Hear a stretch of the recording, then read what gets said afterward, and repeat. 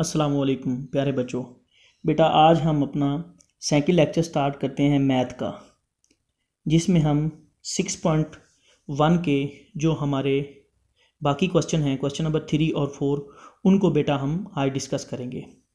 हम अपना अगला लेक्चर डिस्कस करने से पहले थोड़ा सा मैं आपको प्रीवियस लेक्चर के बारे में बताता हूँ। जैसा कि बेटा हमने लास्ट लेक्चर में पढ़ा था कि 53 हम लिखते थे इज़ इक्वल टू 50 + 3।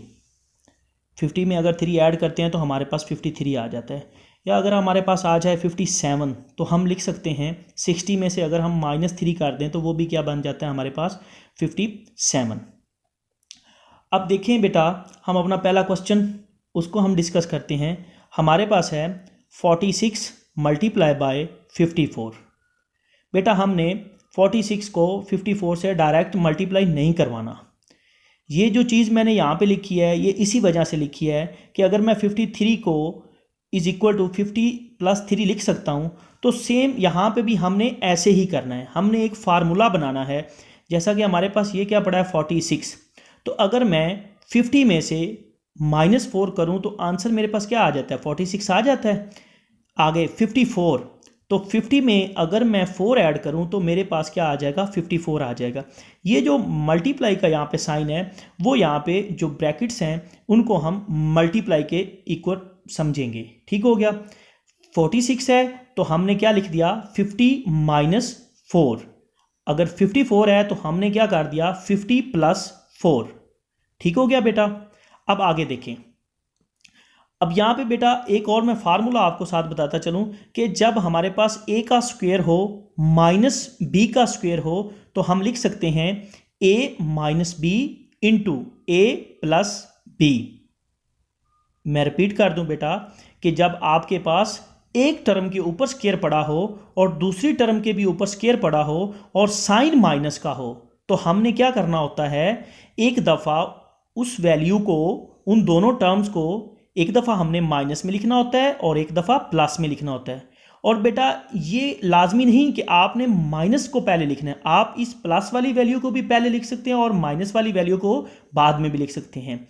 तो बेटा यहाँ पे देखें, जैसा कि हमने 46 में से 46 को 50 - 4 कर दिया था और 54 को 50 + 4 कर दिया था। तो यहाँ पे देखें कि अब ये 50 और ये 50 ये दोनों सेम है तो 50 का स्क्वायर बन जाएगा।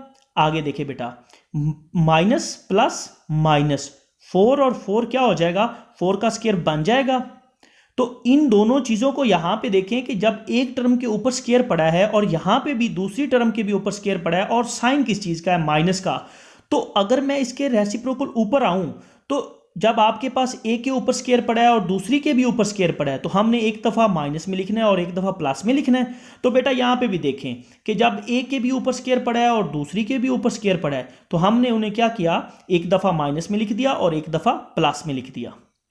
अब जब बेटा हम 50 का स्क्वायर ओपन करेंगे तो हमारे पास क्या आ जाएगा 2500, और जब हम 4 का स्क्वायर ओपन करेंगे तो हमारे पास क्या आ जाएगा 16 आ जाएगा। तो 2500 में से बेटा हम 16 जब माइनस करेंगे तो हमारे पास आ जाएगा 2484। सेम इसी तरह बेटा अब हम अपना थर्ड पार्ट करते हैं। 999 × 1001।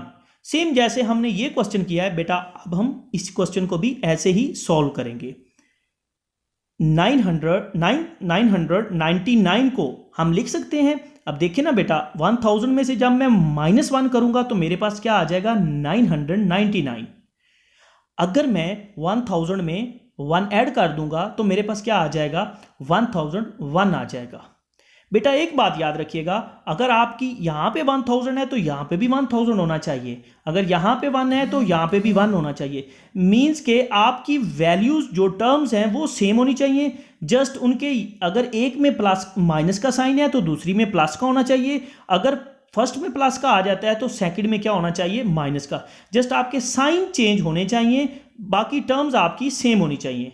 अब आगे देखें बेटा, ये 1000 था और यहाँ पे भी 1000 है तो ये 1000 और 1000 का स्क्वायर माइनस प्लस माइनस होता है बेटा। बेटा मैं फिर रिपीट कर दूं कि प्लस माइनस माइनस या माइनस प्लस माइनस, तो 1 और 1 का स्क्वायर 1 ही होता है। तो जब हम 1000 का स्क्वायर ओपन करेंगे तो हमारे पास कितना हो जाएगा, 10 लाख हो जाएगा। कितना हो जाएगा बेटा, 10 लाख हो जाएगा।